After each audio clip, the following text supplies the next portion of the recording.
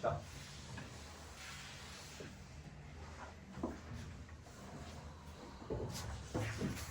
자,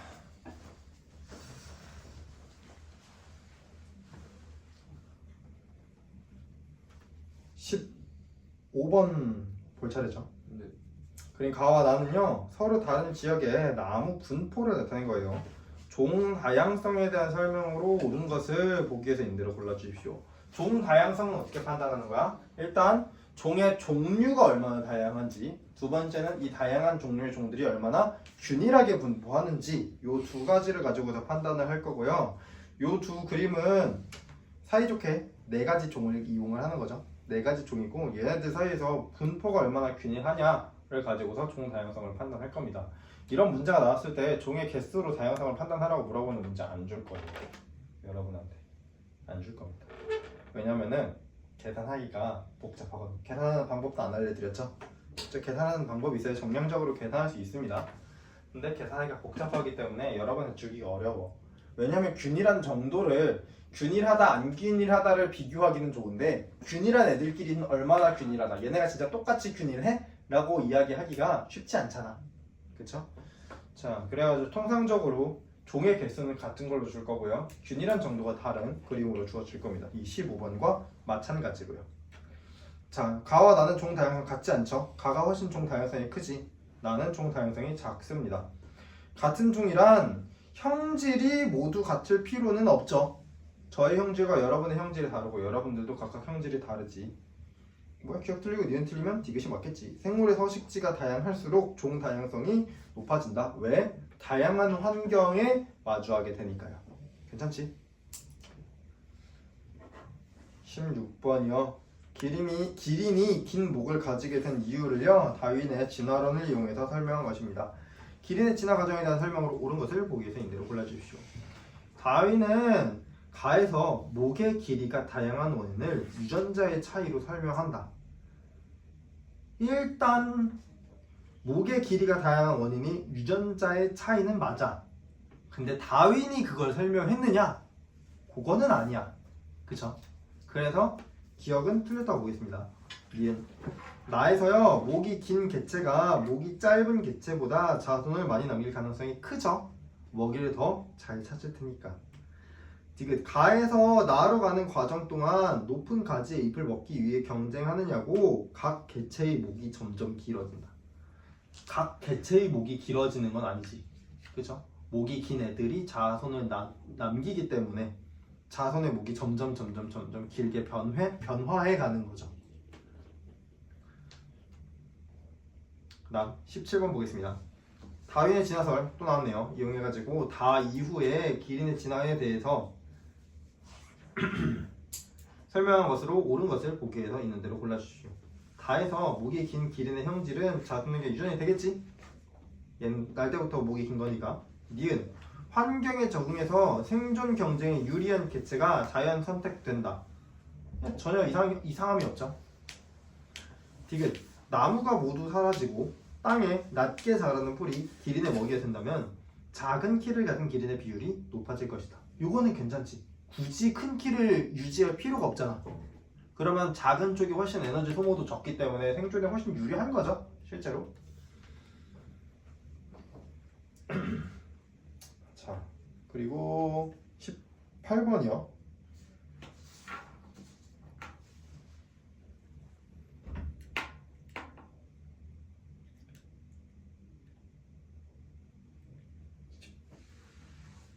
이거 해야 돼? 아까 했잖아. 똑같은 거잖아. 넘어가도 돼요? 괜찮죠? 네. 양이온은 음극 쪽으로, 음이온은 양극 쪽으로 이동한다고 생각해 주시면 되겠습니다. 전기적인 인력으로요. 19번 위 실험에 대한 설명으로 옳은 것을 보기 위해서 있는 대로 골라주십시오. 가에서 묽은 염산 대신 묽은 황산, 둘 다 그냥 산이잖아. 그쵸? 어차피 얘는 염산과 황산의 차이를 확인하고 싶은 게 아니라 H 플러스 이온의 성질을 확인하고 싶은 거기 때문에요. 괜찮습니다. 산이기만 하면 돼요. 레몬즙 갖다 써도 돼. 니은 나에서요 붉은색 리트머스 종이가 푸른색으로 변하나요? 나는 뭔데?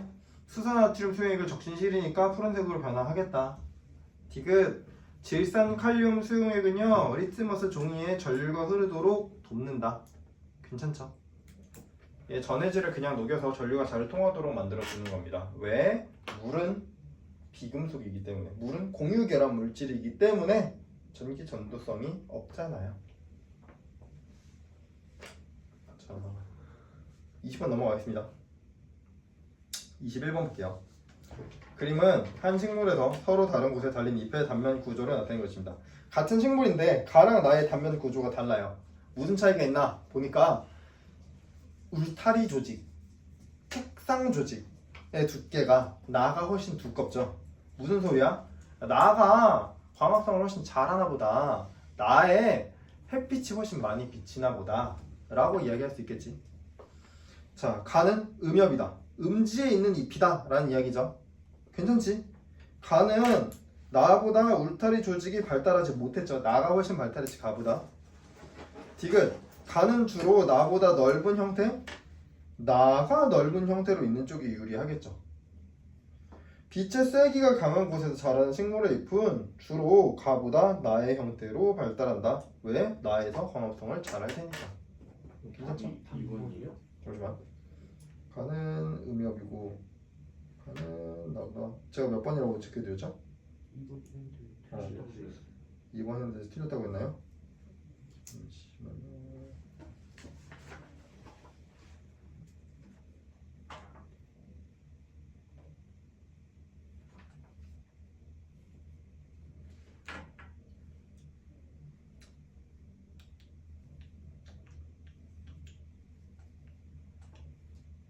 이번이라고 해주세요.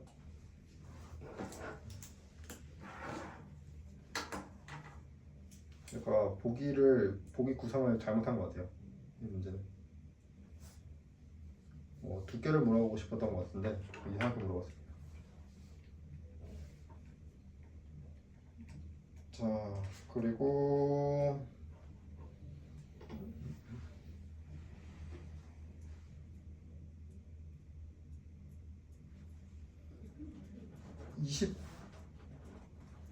22번 보면 되죠. 그림은 어떤 생태계를 나타낸 것입니다. 이에 대한 설명으로 옳은 것을 보기에서 인대로 골라주십시오. 그림에서 글자로 표기된 생물 요인과 비생물적 요인만 고려해 주십시오 라고 단서 조항을 주었습니다. 자, 기억. 분해자는 세 종류인가요? 여기서 분해자를 찾아봐 주세요. 일단 버섯 분해자죠. 그리고 세균 분해자지. 또 있나요? 없죠? 식물 플랑크톤은 세균이긴 하지만, 그치? 얘는 생산자에 해당하지. 광합성을 하니까요. 자, 그래서 분해자는 두 종류다. 나비와 토끼는 서로 다른 개체이다. 설명 필요 없죠. 수중 생태계의 군집에는 식물 플랑크톤, 세균, 물, 개구리, 가재가 존재한다. 물을 군집이라고 할 수 있어? 물을 군집이라고 하기 어렵지. 그렇죠? 넘어가겠습니다. 2번이에요. 분해자는 얘 답 2번 했는데 제가 또 틀렸다고 했나요? 네. 2번이라고 봐주세요.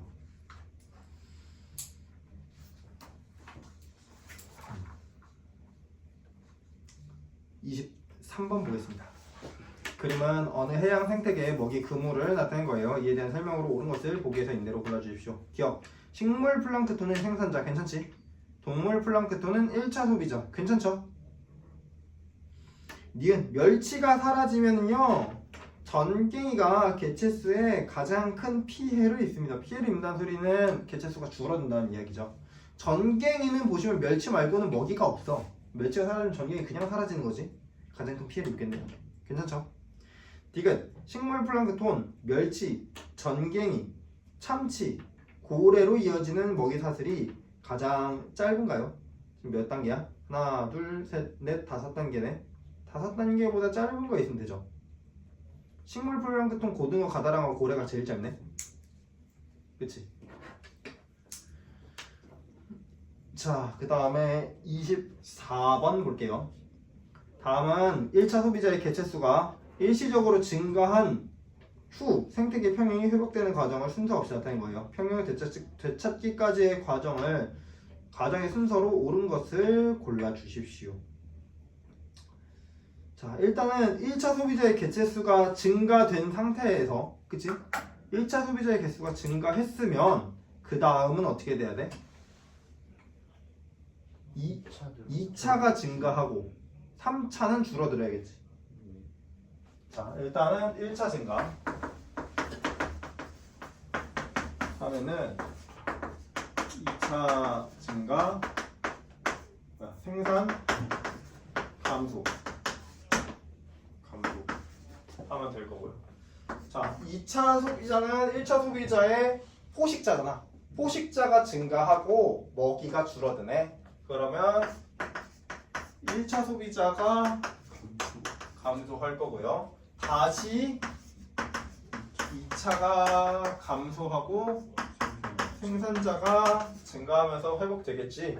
이 과정 찾으면 되는 거지. 자, 일단 1차 소비자가 증가한 상태에서요. 2차 소비자가 증가하고 생산자가 감소합니다. 그렇게 됐더니 1차 소비자가 또 감소했어요. 감소한 1차 소비자에 맞춰가지고 생산자랑 2차 소비자가 2차 소비자 줄어들고 생산자가 증가하면서 변화가 일어나고 있습니다. 그냥 라다나가 순서로 골라주시면 되겠다. 괜찮죠? 그 다음 25번 보겠습니다. 북반구에서요, 남북 방향의 대기 대순환 A, B, C와 지표면의 세 지역 가나 다를 나타낸 것입니다. 이에 대한 설명으로 옳은 것을 보기에서 있는 대로 골라주십시오.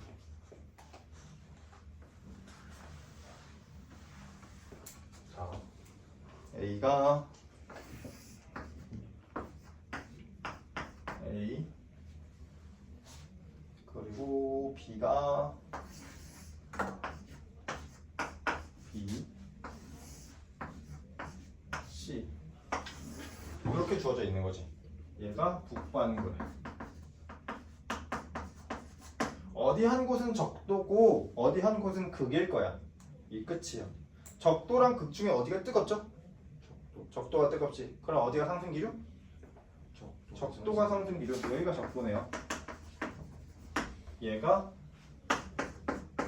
극이겠다. 기억. 나 지역에 한대 전선이 발달하나요? 한대 전선이 어떤 거야?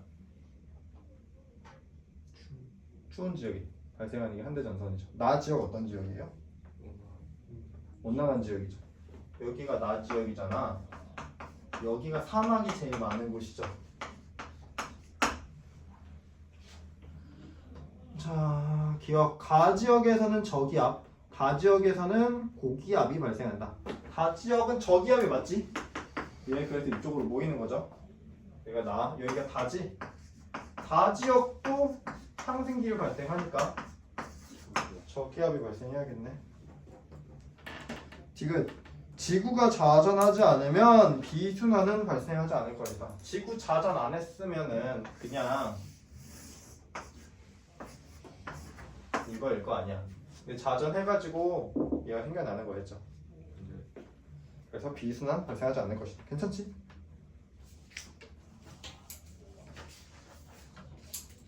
(26번) 보겠습니다. 이에 대한 설명으로 대기 대순환 발생하는 표층 해류 순환 나타나는 것입니다. 이에 대한 설명으로 옳은 것을 보기에서 있는 대로 골라주십시오. 무역풍에 의해 형성된 해류는 동쪽으로 흐르나요? 서쪽으로 흐르는 거지. 동쪽에서 발생해서. 니은 표층 해류에 의해서요, 저위도에서 남는 에너지가 고위도로 운반된다. 괜찮죠? 디귿. 대기 대순환의 발생 원인은 위도에 따른 열 에너지의 불균형. 열 에너지의 불균형. 그치? 그래서 여기에 열 에너지가 많으니까 상승 기류, 무조건 해서 하강 기류. 이렇게 하면서 대기 대순환이 발생되는 거였다. 27번 넘어가고요. 28, 29 후딱 보고 마무리하겠습니다. 자, 가와 나는 평상시와 엘니뇨 발생 시 태평양 적도 부근의 해역에 대기 순환을 순서 없이 나타낸 것입니다. 이에 대한 설명으로 옳은 것을 골라주십시오. 평상시 적도 부근은 어떤 바람이 불죠? 무역풍 어디에서 불어와? 동쪽이다. 동쪽에서 서로 불지. 자, 아메리카랑 오스트레일리아가 그려져 있네. 어디가 더 동쪽이에요? 남아메리카. 아메리카가 동쪽이죠. 아, 여기 호주 있고 여기가 남미자. 남미 어디 있니? 남미가 이렇게 있잖아. 그쵸? 얘가 동, 얘가 서지. 자, 그러면은 평상시 동풍이 불고 있는 얘가 평상시겠네. 그쵸?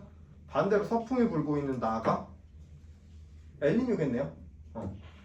그래서 가는 평상시고요. 나에서요, 남아메리카 지역은 가뭄이 발생합니까? 나에서 남아메리카에 상승기류가 발생하고요. 상승기류가 발생하면은 위로 수증기를 잔뜩 먹으면 공기가 위로 올라가면서 온도가 낮아져가지고 비를 많이 내리는 거지. 나에서는 가뭄이 아니라 홍수가 발생할 수 있을 거고요. 가에서요, A 지역의 강수량은 B 해역보다 많다. 괜찮지? 상승기류 있는 곳에 비 온다 그랬죠? 3번이 맞는 말이 되겠네요. 4번 무역풍의 세기는요, 나 시기가 약한 거지 무역풍이 약해져가지고 엘니뇨가 생기는 거죠. 5번 A 해역과 B 해역의 표층 수온 차이는요, 나 시기가 가 시기보다 작겠지. 무역풍이 약해진 거니까. 그 다음에 29번이요. 전등에 공급된 전기에너지, 발생한 빛에너지, 그리고 열에너지를 나타낸 것입니다. 전등에서 전기에너지는 빛이랑 열로만 전환된다라고 가정할게요. 이해되는 설명으로 옳은 것을 보기에서 인대로 골라주십시오. 기억. 전기에너지로 인해 전등의 상태가 변화한다. 일단은 이상이 없어 보여요. 그치? 기억은 이상함이 없어 보입니다. 전등의 상태가 변하면서 빛과 열을 방출한다 라고 할 수 있겠죠. 니은 발생된 빛 에너지가 많을수록 이용 효율이 높아지는 거겠지. 우리가 열을 얻기 위해서 전구를 사용하는 게 아니잖아. 빛을 얻기 위해서 전구를 사용하지. 디귿 전기 에너지에서요, 빛 에너지와 열 에너지가 전환될 때 에너지가 사라지지 않죠. 에너지라고 하는 거 보존된다 라고 하는 거지. 그래서 디귿은 틀린 말. 고생하셨고요. 네, 여기까지 하도록 하겠습니다.